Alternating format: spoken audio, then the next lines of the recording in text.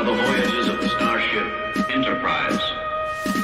Its 5-year mission to explore strange new worlds, to seek out new life and new civilization, to boldly go where no man has gone before.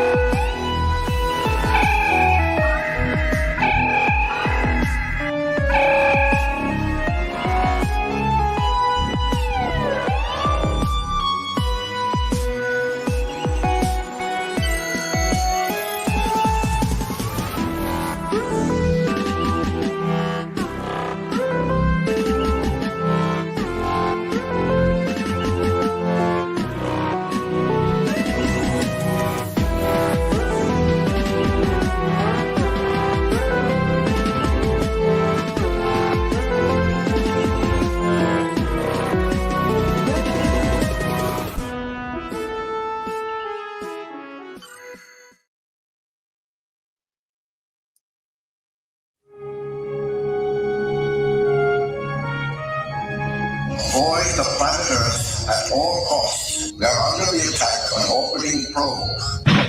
Notify all stations. Starfleet emergency, red alert. Earth is on the edge of destruction. We cannot survive unless a way can be found to respond to the probe. The key to saving the future Spock, you're talking about the end of every life on Earth. can be found only in the past. We're going to attempt time travel. Sulu, take us home. These are the voyages of the crew of the Starship Enterprise.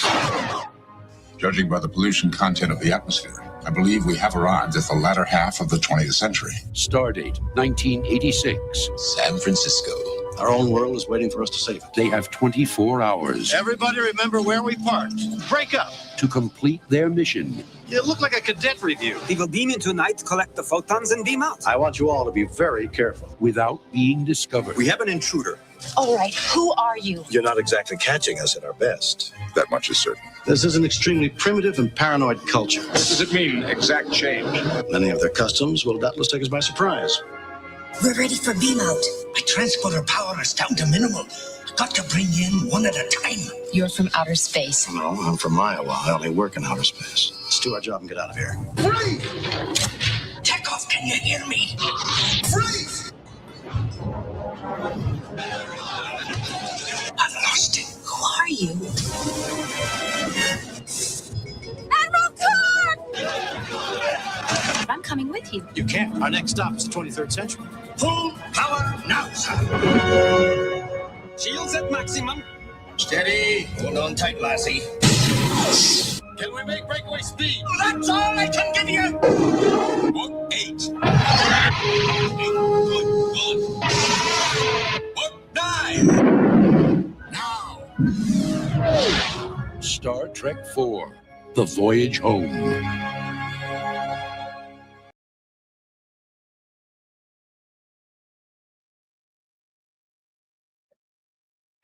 Surprise, everyone. It's me, Ron.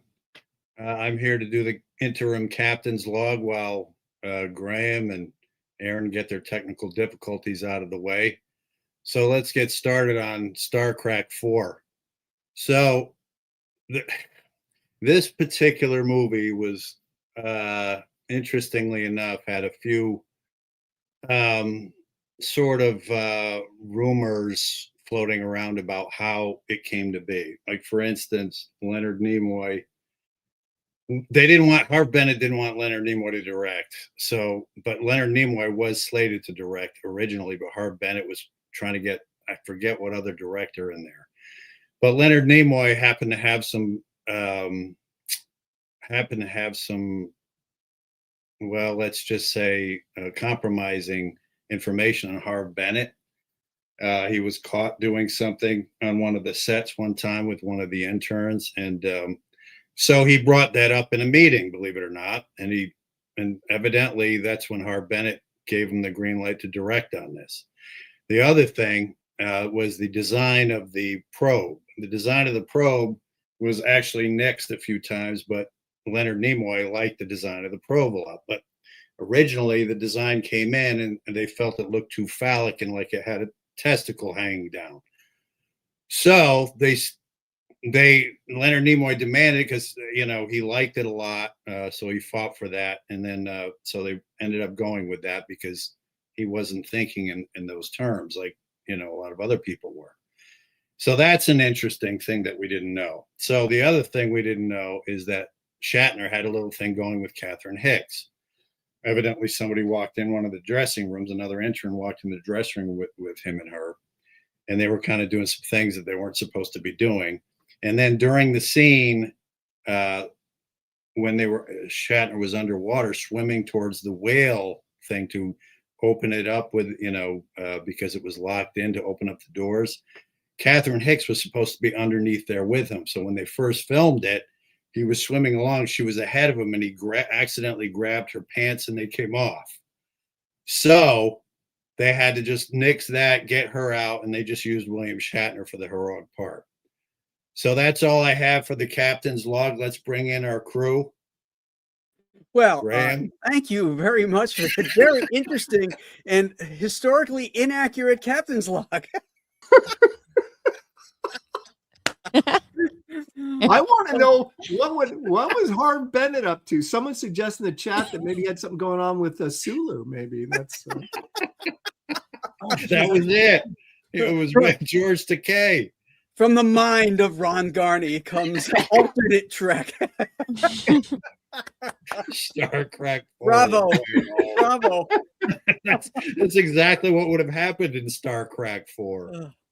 Oh my gosh, you had me believing you for a minute. I was like, wow, that's really it's like listening to Billy tell a story. It was so hard to keep a straight face. Like when I started talking about Shatner accidentally pulling Catherine Hicks' pants. I was like throw up.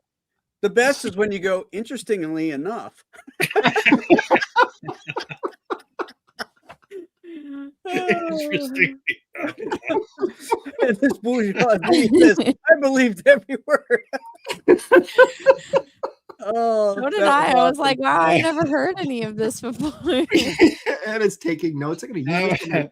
We should have just left it and not laughed at it. Let's see how the rumors got out. The internet. Shatner would come looking for you, man. He remembers you, Ron. That's what he gets.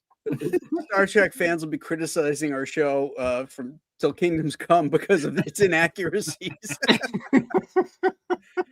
Oh, that's funny, man. Well, let's really talk about this movie. This is what I call the third part of the trilogy, of the Death of Spock trilogy.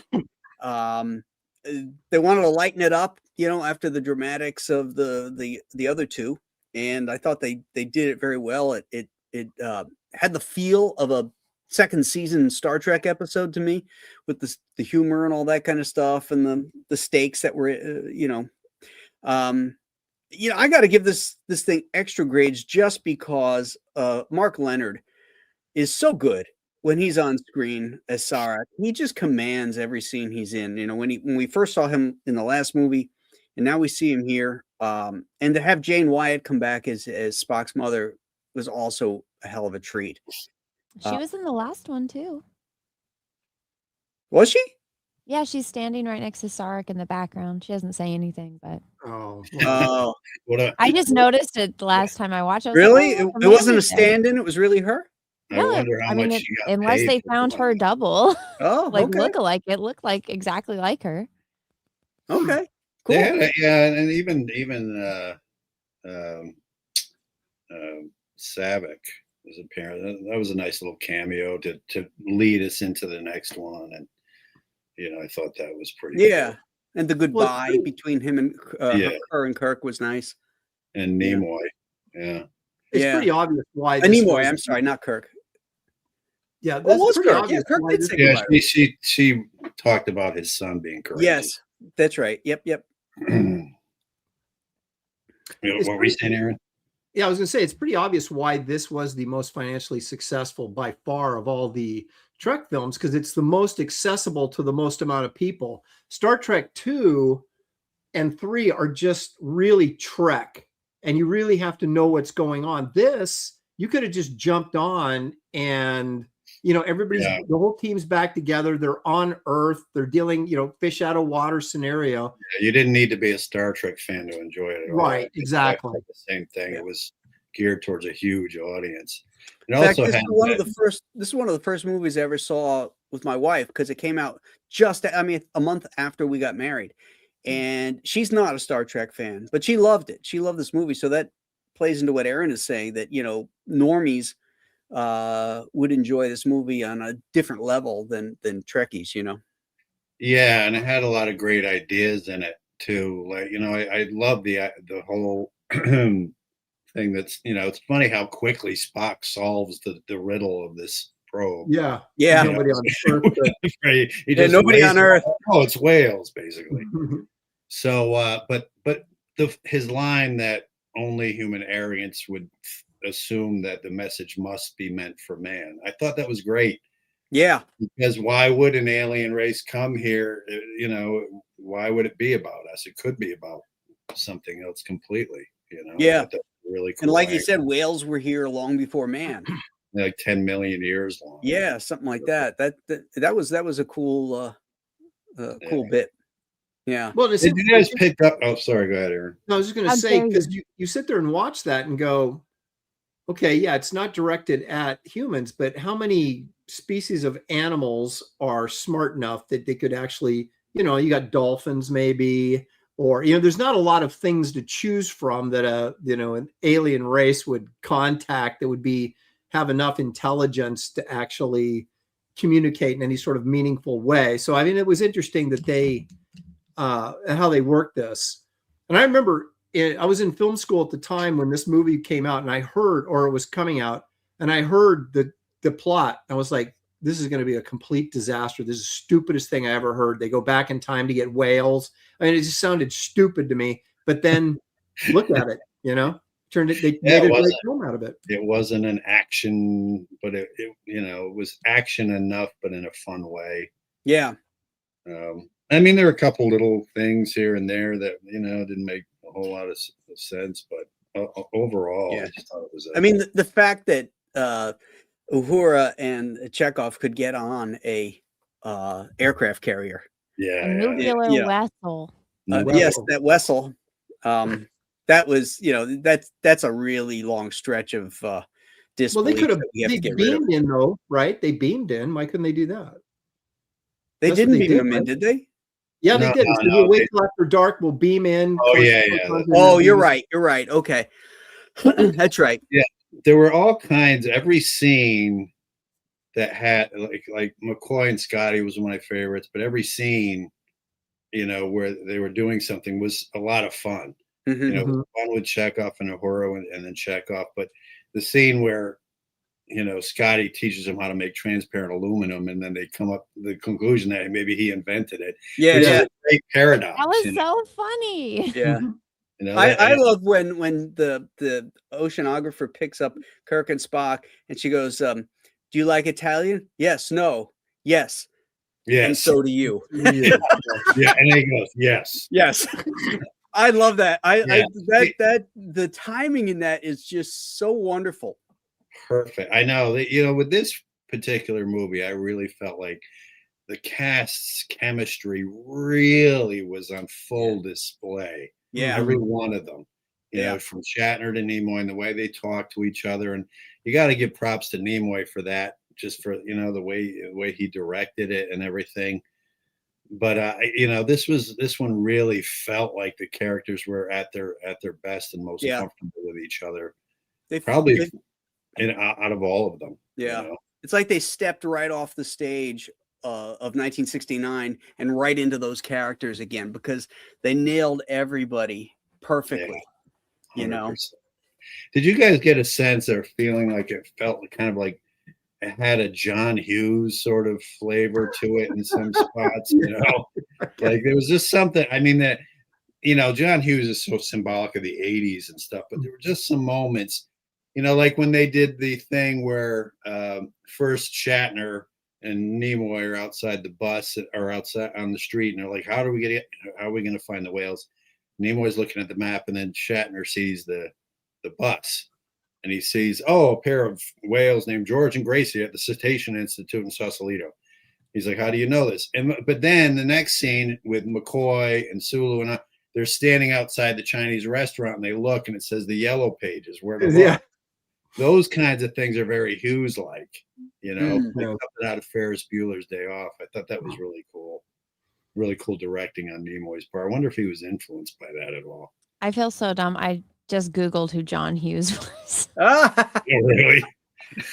I've seen his movies. I just don't know him by name.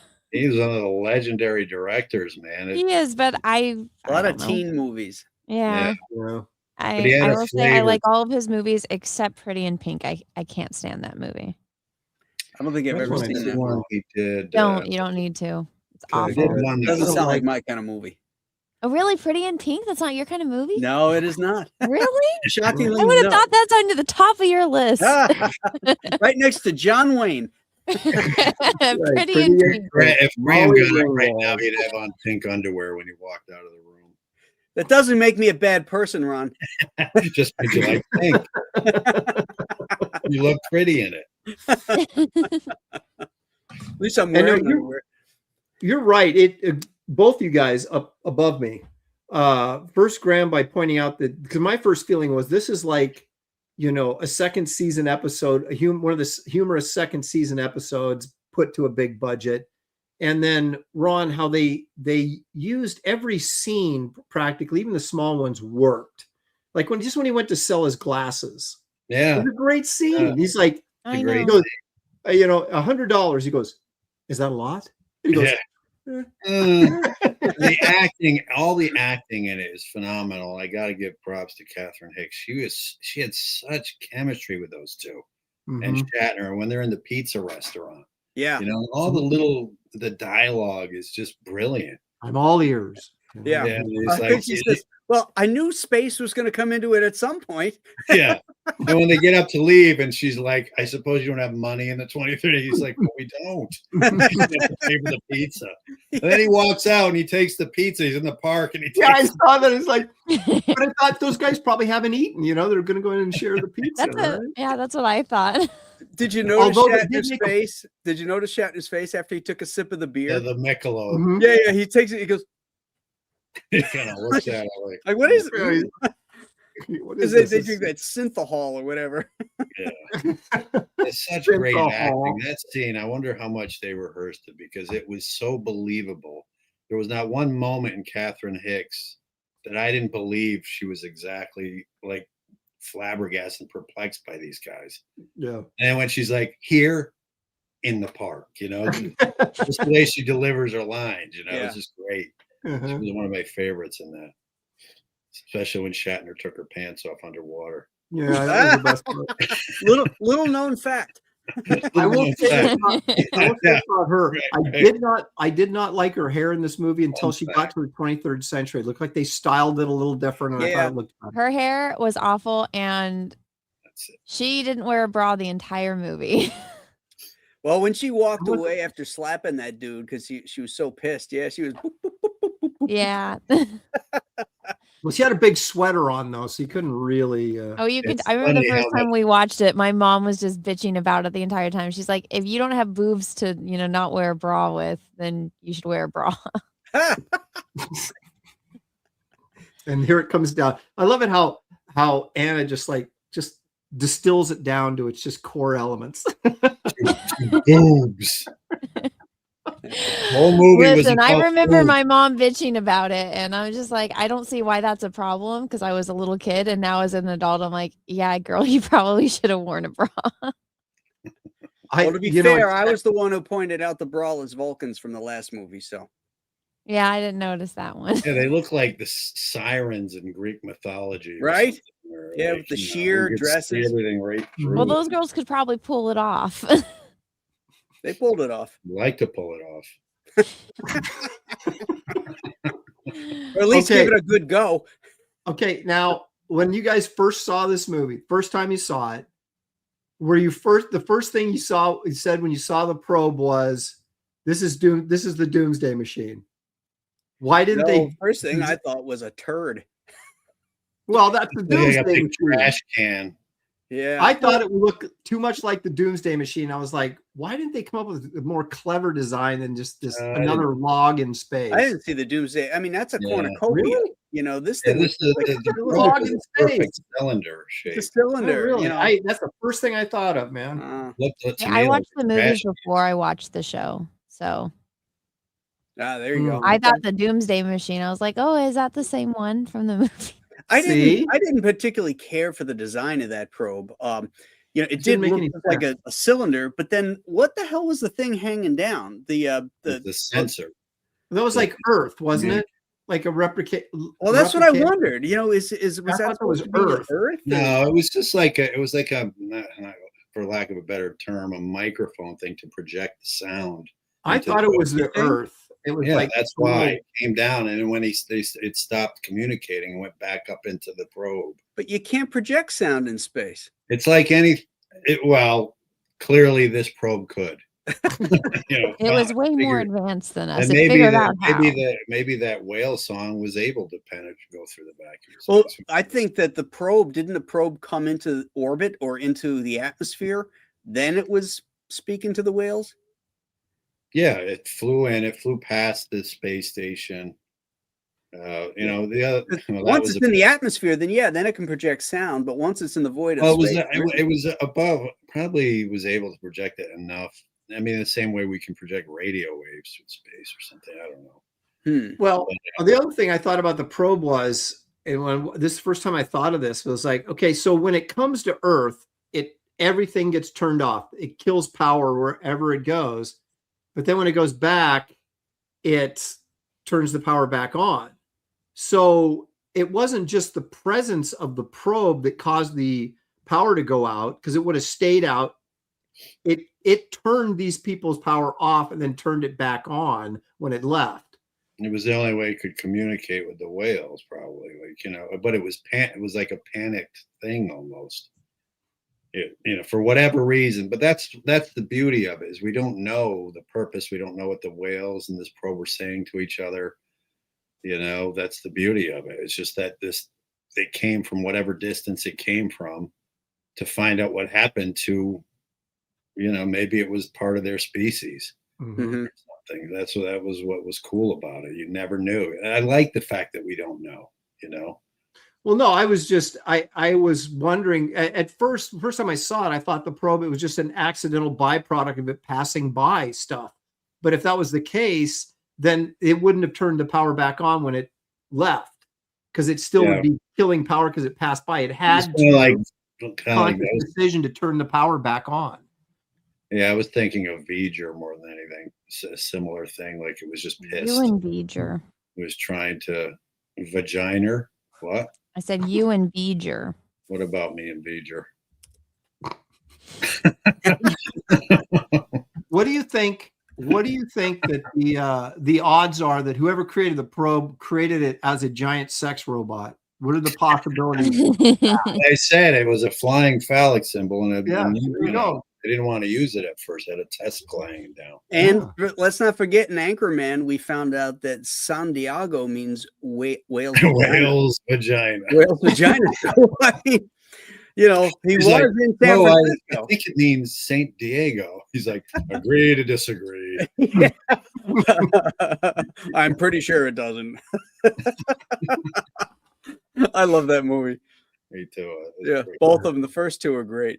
Did you ever see the outtakes? Is there more than that? There's more than 2 Anchorman movies? No, I was saying yes to Ron. Yeah, I don't think so. I think there's only the 2. They're basically the same movie. You know, they have the basically the fight between the various news organizations in number 2, and they had something else in one of the other ones. Yeah, when Jack Black kicks his dog off the edge of the bridge, and he goes into the phone booth, and he's all upset. I'm in a glass case of emotion.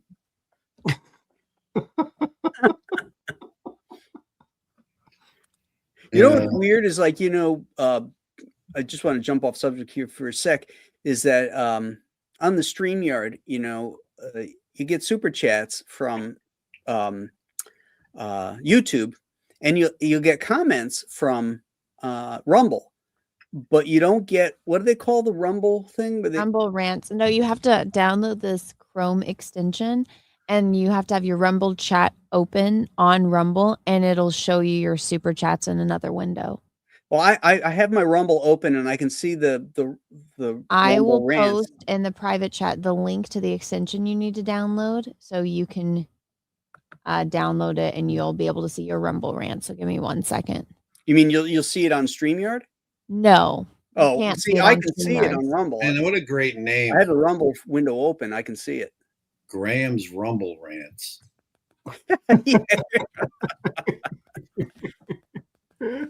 Thanks for the So, Aaron, what did you think of? Did you? There was only one maybe slightly negative thing, if I were to say anything, but this one started feeling like it was going down the diversity road a little bit, kind of kicked off some of it, you know. With the female black captain at the beginning. Yeah, and it cuts to the Indian captain, and it Yeah. cut, you know, I'm like, you know, felt like it kind of set the template, you know, kind of kicked that door open a little bit too hard in a way.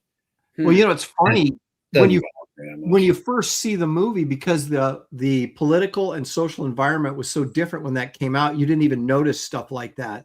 Now you see it because nobody was talking about it or cared, you know. Yeah. right. The way And now everybody- you think it's an intentional insert every time you see it, where it may Yeah. be or may not be. But Well, I it think probably was, but it wasn't ham-fisted or it wasn't in your, you well, know. don't you think I was did think about nice. this when I was watching it? I did think about that, and I thought, I wonder if this is just more in line with Gene Roddenberry's vision for the future, you know?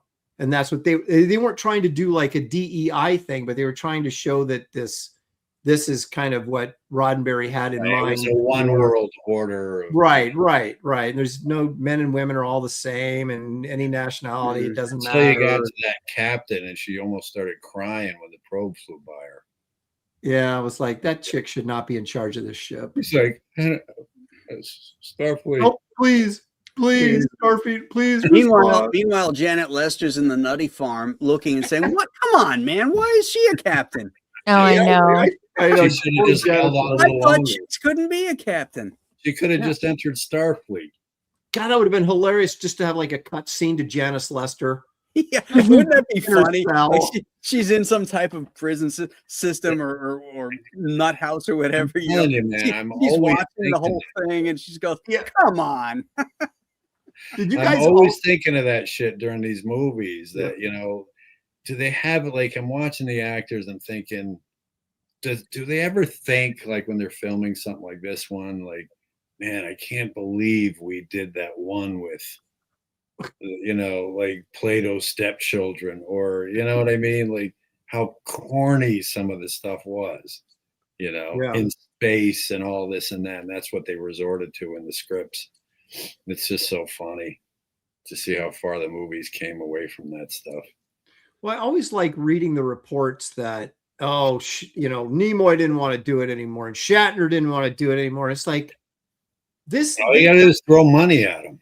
I know, but the thing is, it's like Creativity. this stuff defined their careers for them. Why would you run from it? Why would you just, you know? Go ahead, Graham. I was just going to say, this movie is a perfect example because Shatner did not want to do it.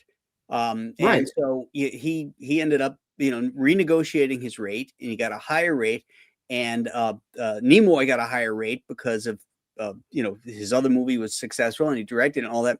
And as a result of those higher rates, they had to cut the budget for the production of the new TV series, Star Trek: The Next Generation. Good.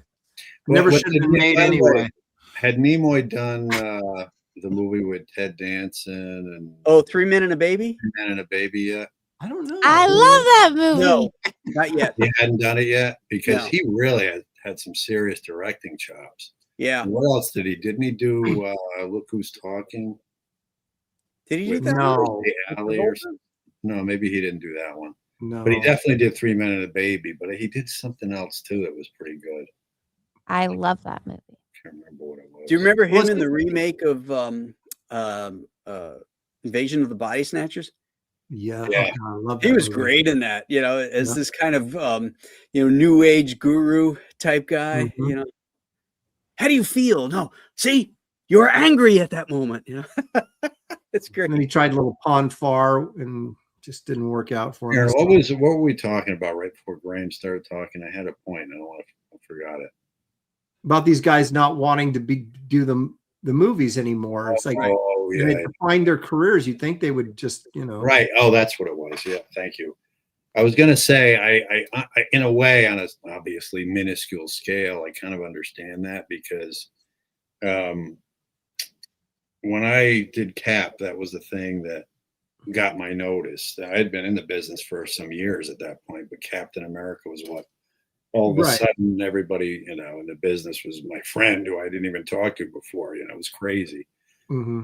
But I I didn't want that. I remember feeling like I loved it and everything, but as I went on and did other things, I was always being compared to that. Like, and even no matter how much better I felt I got or how much I improved, it was never as good as my Captain America. And I had people say to me, you were never, literally say to me, and one of the guys is in the business, you were never as good as you were on Captain America. I love that. The way you What did a dick. Yeah, thank and you. and I'm just looking at it like, yeah, what are you? Was that dude a writer? No, he's the funny thing is he's an artist and he's not a great. Well, then, he should know better then. It was just ridiculous. I didn't say anything, just kind of smiled and then but it's that kind of thing. I think that's probably what happened. Right. However, my point being here, Ron, and I get what you're saying about that, but when you have no other options, it's like Shatner was doing TV. This was the only movies he was getting. So why would you? I mean, unless he was just a ploy to get more money. Well, he never had to worry about money. Maybe he had. I mean, what was he doing during those? After the He's probably still doing T.J. Hooker, wasn't he? Yeah. So I mean, he had roles. No, he had Denny Crane and all that. Well, that was later, though. That was later. Yeah, I mean, but my point was going to be is always working. You learn to embrace it. I mean, if he really hated it that much, he wouldn't do any of the cons. No. I think he learned to embrace it to some degree. I think Nimoy probably talked him into it. I think the reality is that they knew their worth. That there's not going to be a Star Trek movie, then the Paramount is not going to make a ton of money if those two guys don't do it.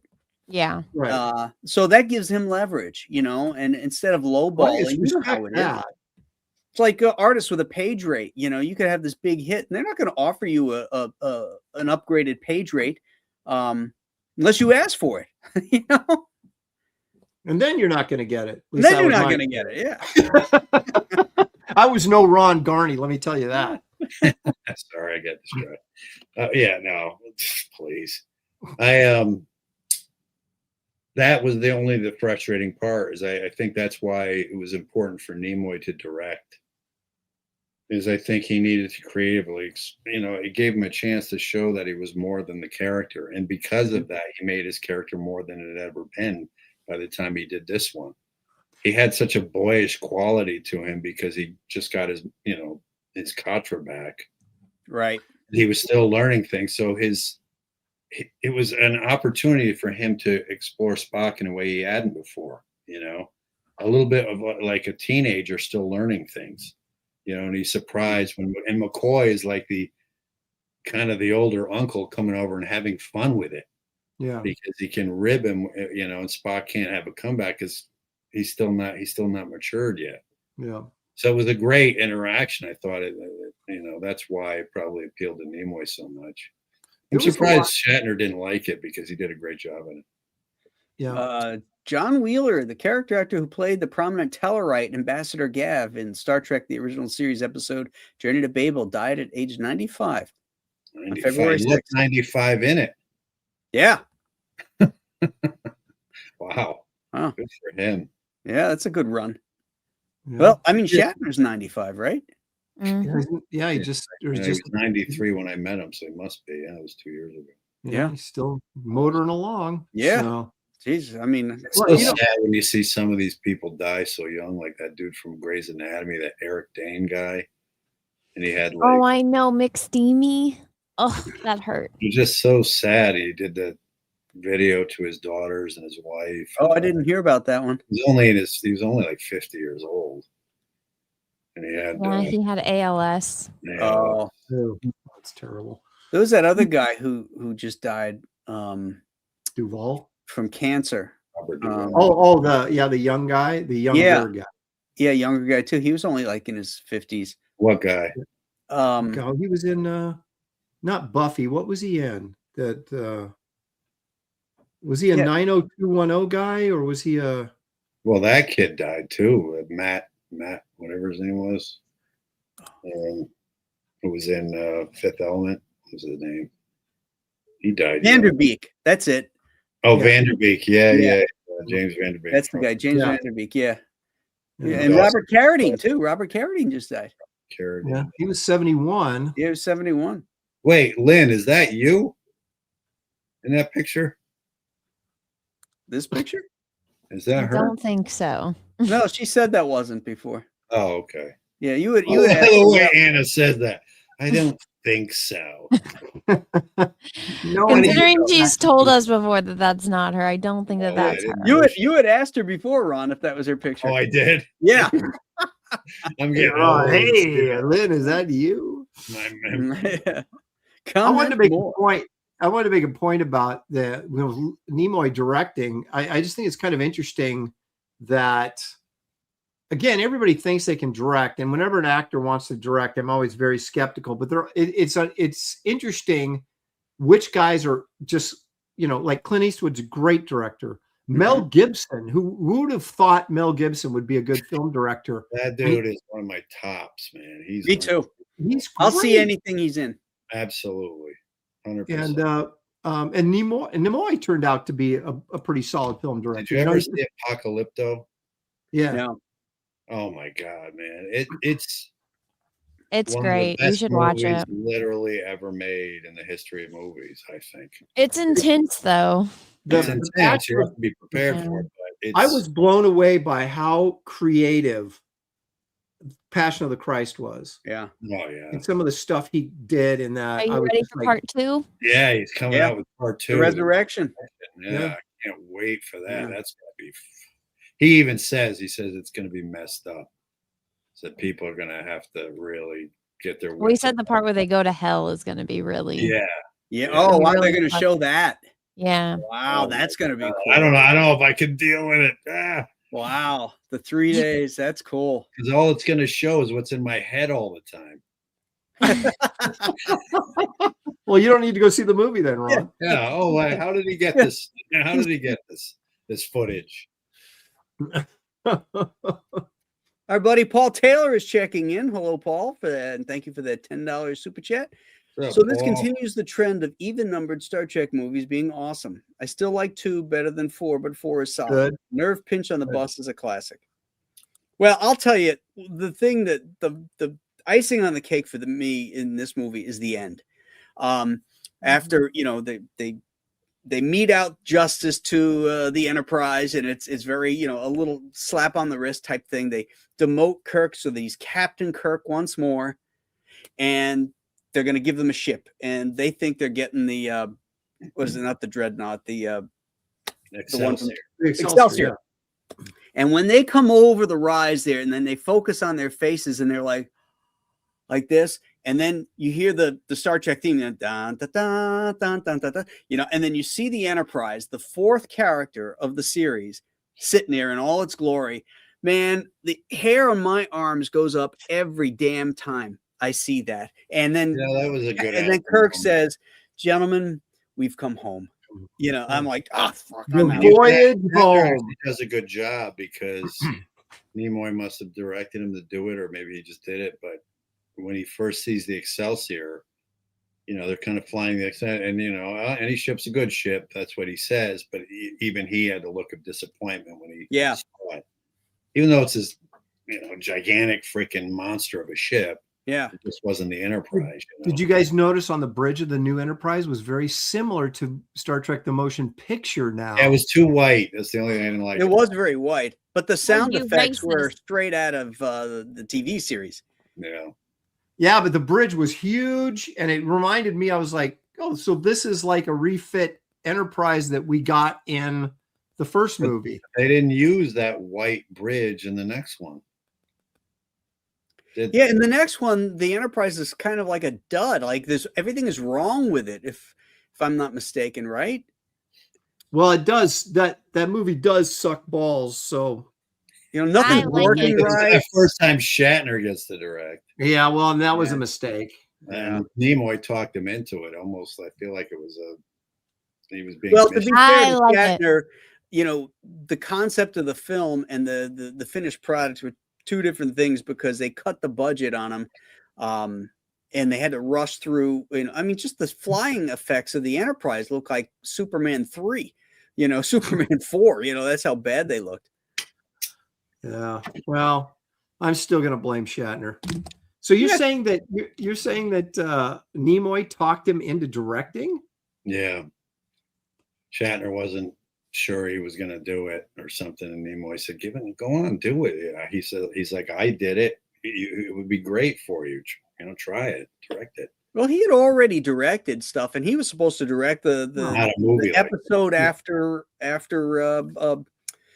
Turnabout Intruder. He was supposed to direct it of the original series. Well, being a TV director, though, is a lot different than being a movie director. Oh yeah, definitely. And you could see his lack of experience in it. And I don't think the budget was there. You could see with Nimoy on this one, even, I was going to point this out, is that his attention to the finest little things, like even the effects actually hold up pretty well overall with the Klingon ship and or the bird of prey and everything. In this movie? He does a pretty good job with it. I mean, you can now it's obviously a little bit dated, but it still holds up pretty well, I think. In this movie. Yeah, in this one. Well, but it's interesting. The Enterprise, that's what I was thinking about, how accessible this film. They're not even in their regular ship this entire movie. Right. They're in a lifted Klingon vessel like the entire film. So it's like, it's such a fish out of water story, even from the get-go, when they're not even in their own ship, that there's, it, like Ron said, it's just the chemistry between the team that pulls this movie off. It has nothing to do with it. And the effects were good. I'm with you. I think they were fine. But it was that makes this movie. It has nothing to do with it. Yeah, I was thinking about it as I was watching them on the bridge of the ship, how it's funny how they took the camera and moved it to the other side of it normally would be, but it's still the navigation console with Sulu and Chekhov, and then Uhura's in the back, and then the captain's in the front, and then Spock's off this way. Everything is kind of in reverse. But I just thought it was funny that a whole species would just evolve to have and their bridges would look fairly similar and circular. Oh, yeah. So Darren Wagner says for $5, this film started the trope of crews destroying their ships and then getting a new one with the same name and letter added to the hull registry. Mm-hmm. It's a small ship, actually, comparatively. Oh yeah, that bird of prey or whatever it was. Yeah. Yeah. You see it next to that fishing trawler, and it's not a whole lot bigger. No. Although in the movie, in the previous movie, when the two of them are facing off, when Kirk is facing off against was it Krug? The ships look relatively the same, so there's a size problem there actually. There's some scale issues here and there. And in this one too, with the probe, and then because when that first ship with that crying captain goes by, it's right next to it, and the ship is comparable. It's the starship is big, fairly big.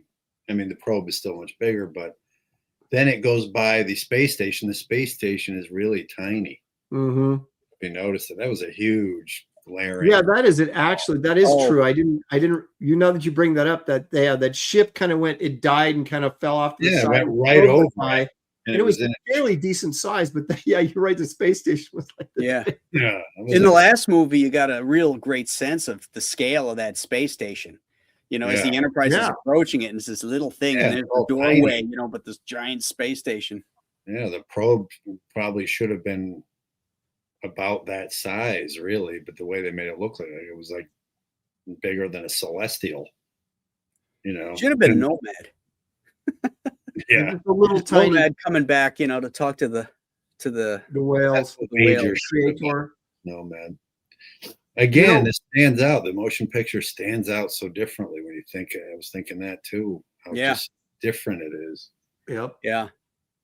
I don't. I got to point this out because Ron, you just brought up the thing about how their species would evolve or whatever, but the deck or the is basically the same. Yeah. But there was one joke in Galaxy Quest where they played off that where what's his face wanted to use the bathroom, and do you remember that when they opened it up and there was all these this weird, like you'd never seen anything like it before, and I thought it made me think of that. Actually, Galaxy Quest paid more attention to that stuff than that actually Trek did. That's what happens when you have obsessive fans making a movie. What the hell do you have hanging off your microphone there? It looks like I was adjusting it. I'm sorry. I'm not even going to say what that looks like. Oh, this is a face hugger from Alien. That's what I thought that was. Oh, well, from that Like angle. a face hugger. Okay, now that's better. It's There a you stuffed animal version though. Stuffed And then I animal. have my little Asian bird. Looks like the old Twitter bird. It's It looks the like bird a- from Snow White, Oh a yeah. Disney one, but it's from the Japanese Disney store. I still have the Oh. Asian tag on it and everything. I always get these ducks on my Jeep. I don't know if you guys know this, but people, Yeah. it's Yeah. like a common thing. They put these little rubber ducks on. I've Yeah. got like 10 of them sitting on my dashboard because I'm like, Do you have a Jeep? freaking putting this on somebody's Jeep. Yeah. So they're just all sitting there. I would get So rid of people when I don't- had my Jeep. I would get rid of it. Like I'd see somebody else in the parking lot with it, and I'd take it and I put it on his. Well, that's what you're supposed to do, but I don't do it. So I've got like 10 of them. Yeah. That means people like your Jeep. Maybe. It's also a lot of pressure when you're driving by when you got to wave. It's like You guys You don't are in do a the wave? Jeep cult. I can't anymore. It yeah, I drives me freaking nuts because it's become this whole cultural thing about it where people play chicken. It's like they go and they look, and whoever the first one to wave and the other one doesn't loses. Well, the best wave I ever got was I it just was the looked the other way. summertime, and I was going fishing. I had my doors off, and this other Jeep had his doors off, and it was a young guy, and he's driving along, and he just sticks his foot out. He sticks his foot out as hello. To kick Take you? it off. We do it on the motorcycle, like most Harley riders are dicks about Yep. it. If you have a Harley, everybody waves. Yeah, you do the hand down. Yeah, the hand down. Mhm. But I still do it even though I'm an Indian. Most guys can't tell when you're going by so fast, but Right. only the guys who are real hardcore Harley. And I love Harleys, but I don't care. I like the factory muffler on the Harley. I hate these guys that take them off and put those loud, obnoxious mufflers on. Yeah, I mean, I did that. I put some. I guess you hate me. Ron's because guilty. Yeah, I'm guilty of it because I love the way they looked. I put these straight pipes on, and it had a nicer sound. The new pipe I put on, I put a 2-in-1 performance combat exhaust on my Indian bobber, but it purrs like a kitten. It's a little louder, but it purrs really nice. You flex that throttle. There's nothing like it. And I do agree that you want it a little bit louder because people will just pull out if they're not paying attention. Happened to my father. He got hit, because he had a quiet Honda and he got freaking nailed. I just like the sound of that growl that the factory I agree. Harley has. It's this really nice growl, but it's not obnoxious, Yeah. No, I don't like the real obnoxious ones. No. Yeah. And how about these idiots that have their radios on? Can't stand these. Yeah. That drives me nuts. These people that got radios on their motorcycles, they got them cranked up to 11 so they can hear it through their helmets, and everybody else has got to hear. Yeah. Put it on a Bluetooth and keep it quiet for Exactly. Put it in your helmet. They or have something. Bluetooth helmets now. Yeah, perfect. Anyway, back I'm going to call you guys to talk about cars when I have insomnia. You have insomnia? What kind of car do you have, Anna? I have a truck. What Nice. kind of truck? What kind of truck? I have a Toyota Tacoma. Oh, Okay, I love good size. Those are nice. those aren't Yeah. bad. I kind of wish that I could have gotten one that was bigger, but I had a good deal on this one. I'm thinking I wanna about get getting one, a but I can't Ram afford it. myself, actually. What's that, Ron? I'm thinking about getting a Ram Oh, 1500 or something because my daughter, I'm going to give my daughter my Jeep, maybe. mhm. And I like She can trucks. deal with the ducks. What's that? She can deal with the ducks Yeah. then. Yeah. The Rams are good. I debated when I got my truck whether I was either gonna get a Ram or a GMC. So they're one of the best rated trucks there is now. Yeah, I went with the GMC because of the tailgate. Oh, It's yeah. got that 3-stage tailgate, which is freaking a game changer. Oh, yeah. Yeah, How long is your bed? Is it like 6 feet? yeah, I got the 6-foot. Well, Yeah. well. What about you, Aaron? What do you drive besides a Hi. Starship? I have a GMC Canyon, small truck, Nice. 4-door. Mhm. It's over 100,000 miles, but it's still hanging in there. Well, those trucks, the thing about these trucks is they can last up to 200. Pretty Oh yeah, easily, my Jeep is over about 103, and it's a 2011. is yours a Ram? Not a Rambler. Oh, I want cookies too, Shelly. Yes, They're sir. scones, Pumpkin scone. pumpkin scones, and they are next Hey, level. Jim, Oh, Aaron, don't you're do that not to me. did you some. Oh, come on, send me some. Can you We all send want me- cookies. Can you send me some? Everybody wants you to send some. All right, they're really I good. got you next batch. Please, I swear I'll pay you. I'm Betty Crocker for sure. When it comes to bread, anyway. Come on, you. Mm. Those look good, you This stuff, bastard. right? Okay. They are. These are like, they're so good. It's ridiculous. Yeah. Do you put butter on them or just eat them like Pumpkin pie spice. Dude, they're just good like this. They just melt in your Sourdough. mouth. They're so good. Yeah, you know. I made my kids breakfast this morning. I big frickin' chicken and cheese omelets with bacon and Ooh, Mm. fruit. I'm coming to your place for Healthy breakfast. cooking. Oh, it was so nice. I didn't eat love any of it. baking. They did. They gobbled Yeah, I do the cooking. She does the baking it. I don't Laundry. and the laundry. You make the money and I spend it. Well, Seems like a good. I used to make money. and you give him massages while he's making them. It's true. Don't forget the massage. Yeah. Only when we're live. Yeah, the rest of the time I just ignore him. Hmm. You got to tell her to watch the opening of this particular episode, see what she thinks. I will. Uh-oh. Look at her face. I need to prepare myself. Well, it's not that bad, but it's Oh, pretty funny. awesome. It's I mean, entertaining Ron, for the his podcast. name on the show is Star Crack for the Voyeur Homes. Oh, So that I'm gives you an stuck idea. right for the boy at home. they do. Yeah, that's John Holmes, probably, right? I would come on camera, but I'm still halfway in my pajamas. I did change. Oh, these poor people in the freaking comments are like, what are they talking about? I know. We've been on it for like 20 minutes. We've been talking about trucks and cars. Guys, And cars. kids. I would We're just like off- we're to point out, totally I off did the not get rails. us off topic. It was not me. It was Ron again. Well, that's kind of my fault with that. Me again. Like, yeah, I'm the Well, I had only to bring one. him up while This he is was off still topic. warm, Sure.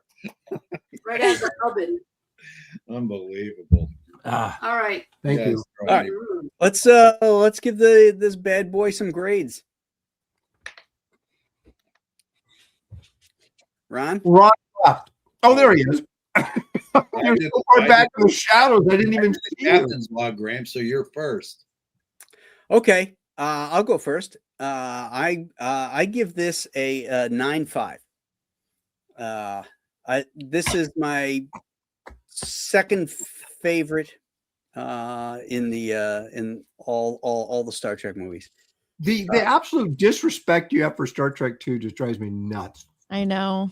Doesn't hold up, man. Oh my! Don't right. sound so surprised. I gave you all the reasons why that. Oh, okay. This is painful. All right. I'm going to give my grade then. I'm giving this a 6. How about that? How do you like that, Graham? Doesn't No, affect I'm me. not. No, I'm Doesn't not. affect me. What the heck?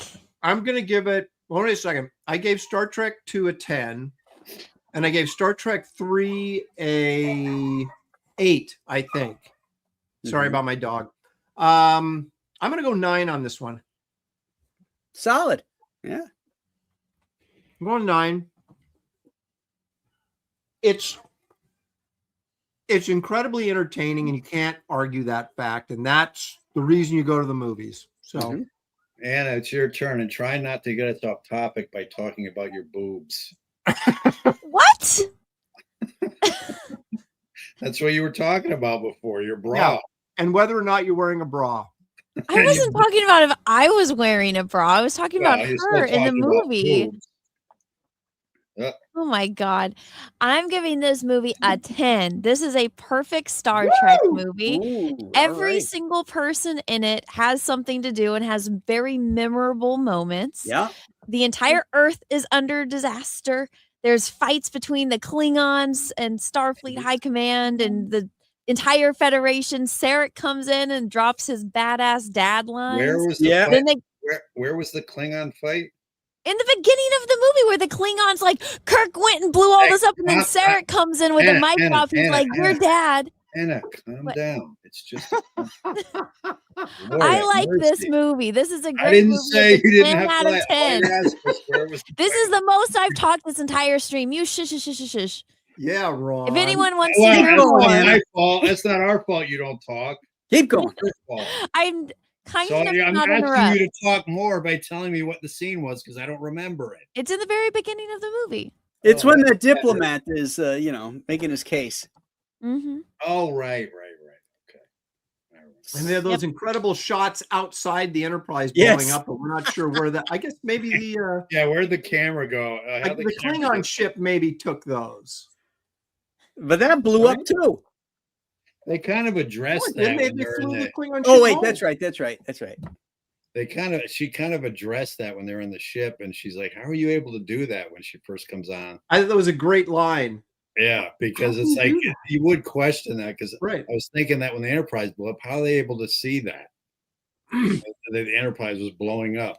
Like did they have a little probe. Well, outside? They have like assumed that the Klingon a camera. ship on the recorded outskirts. it. I assumed the grip. Klingon ship would have recorded it. Yeah. Well, the Enterprise obviously had a moving camera too, because when the Klingon is listening to the countdown, the camera's right down there at eye level with him. A nice little upshot as he turns. I know. Because it's footage from the movie.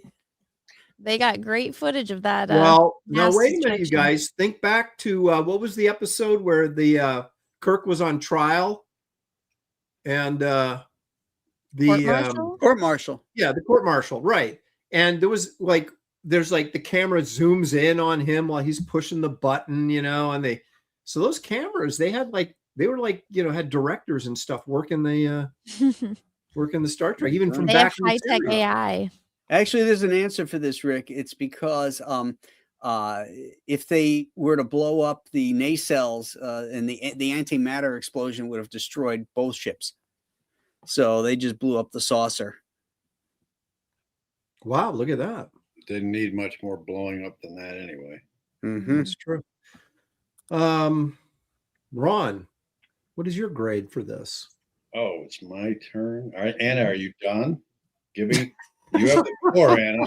If you guys in the chat want to hear me talk about this more, I did like a 3-hour stream with Critical Drinker a few years ago where we reviewed this movie. So you guys can go check that out. There you We got into a heated debate about Italian food because his Scottish taste buds are strange and he doesn't like Italian food.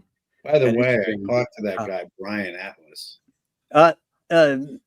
Emorsk, these are not these numbers are strictly for the Star Trek movies. They're not movies in general. If Casablanca is a 10, this is not a 10 based compared to Casablanca, but in the Star Trek film series, this is the 10. This is a much better Right. film than What does that Casablanca. mean? You're crazy. What does it mean they are coping hard? Who's coping hard? Anna, just when I start to warm up to you, you say stuff like that, and then it's all out the window. Oh my God. Do you hear what she just said? What a simp. That was a simp movie if I've ever seen one. You've seen Casablanca? Of course I've seen Casablanca. Oh yeah, that's a crazy question for somebody who didn't even know who the fuck John Hughes was. I know. I've seen his movies. That doesn't mean I pay attention to who's directing the movie. Oh. All right. So, are you done, Anna? I am now. Okay.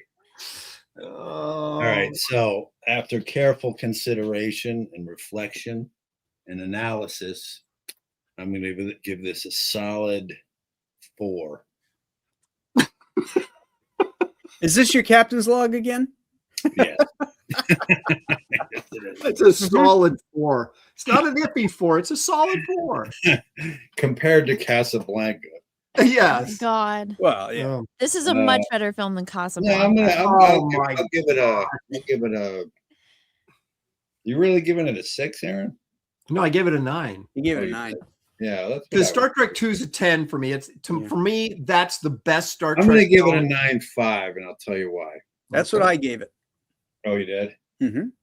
I'm going to give it a 9.5. One, because it was the most comfortable I had ever seen the cast together. They all had fun, like Anna was saying. They all had good scenes. I love Nimoy as a director, and I love the fact that he got to explore a different sort of aspect of Spock. You know, coming off that movie where he just got his marbles back and it wasn't quite there yet, and his acting about it was great. So I stopped for that reason. It was phenomenal. And plus, I was getting it on with a girl in the movie theater during the movie. There you go. In the movie theater? Yeah, we were Well, standing. Ron, tell us about when you were on the couch with this girl, or in the movie theater. Now, did you have popcorn on your lap? We were behind the partition. You know how you go into open the doors, and you got either go right or left to go to the seats. So we were behind the partition where the doors were, to the right, looking through over the things, and we were having fun right there during Star Trek. Look at Anna's face. He's just like, Ron. Hey, don't. We weren't doing everything, but we were, It was dark. Come on, you and Peaches have never done anything in public. You and Peaches have never done anything in public. I never said that. All right, so there you go. There you go. See, looks like we got another episode coming up here. Wait a minute. What do you mean we didn't get a scene? How about when he said 7.2, 7.3? No, he was talking to the guy on the helicopter. Yeah, he got the little helicopter. That's about it, but he doesn't actually do anything. Isn't it funny how Sulu always gets the short end of the stick? They must not have liked him. I wonder why. Yeah, well, I mean, I don't like him, but it wasn't until recently, until Trump got elected, that I realized. Until Trump got elected. Yeah, he was wearing that cloak again, that freaking sacre bleu cloak. Did you guys realize when you're watching this crazy film, did you realize, or did you get the sense that these guys dressed in their futuristic clothes, they fit perfectly in San Francisco? I know. I was like, that's how crazy the 80s must have been. Well, that's what I'm saying about the costuming it's never, or the 80s were just that crazy. But you know what? For some reason, sci-fi clothes always tend to end up looking gay. Like Chekhov's outfit, that pleather outfit he wore. Yeah, and Shatner looks like Tom Jones, like he was ready to sing. It's not unusual. Yeah. The mauve, and even in the last one, he had the bell sleeves. Yeah, he looked just like Tom Jones with the the hair, and the. He should have thrown his underwear. Yeah. Did you see Lynn Green? She says, here we go. Okay. Hold on. What did you? I'm not telling you, Russell. You'll have to pay Graham a lot more money than that to even get a clue. Oh, look at that, Russell. So you have to be paid to tell. $100 and It's not me, it's Graham that's gonna get paid. No, true. $100. Look at Lynn Green's, Russell, look at we Lynn may Green's be able to chat. get in. She said Sulu's subplot got cut because the child actor wasn't any good.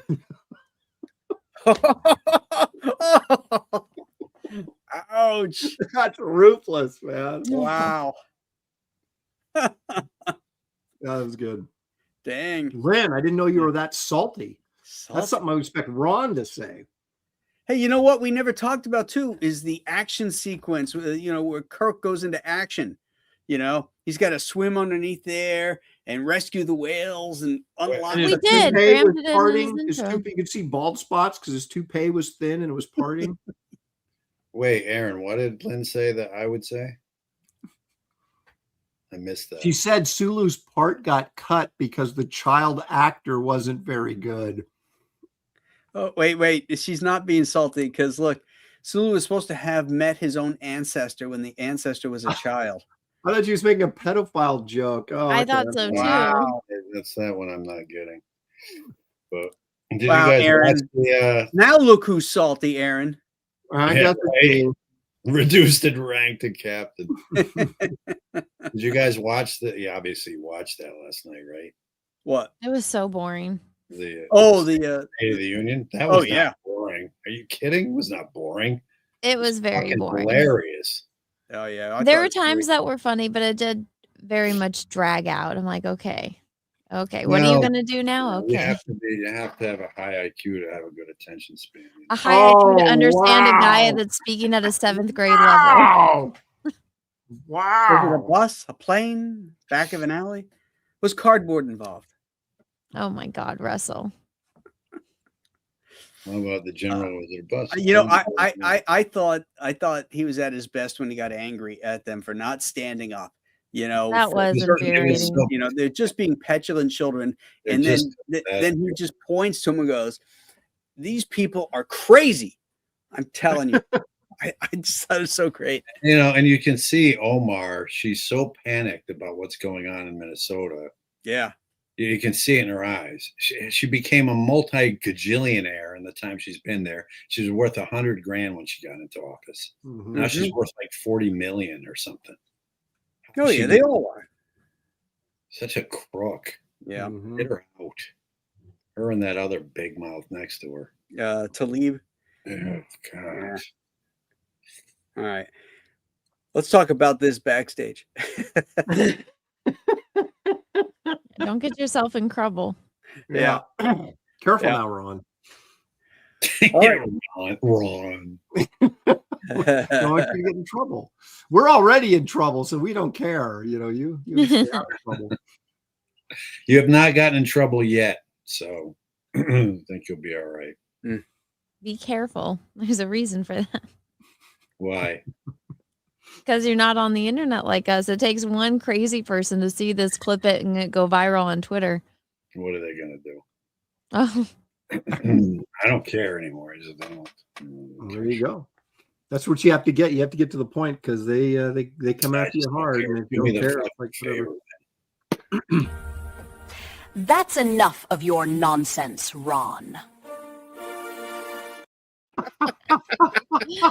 I like her. AI, baby, there it is.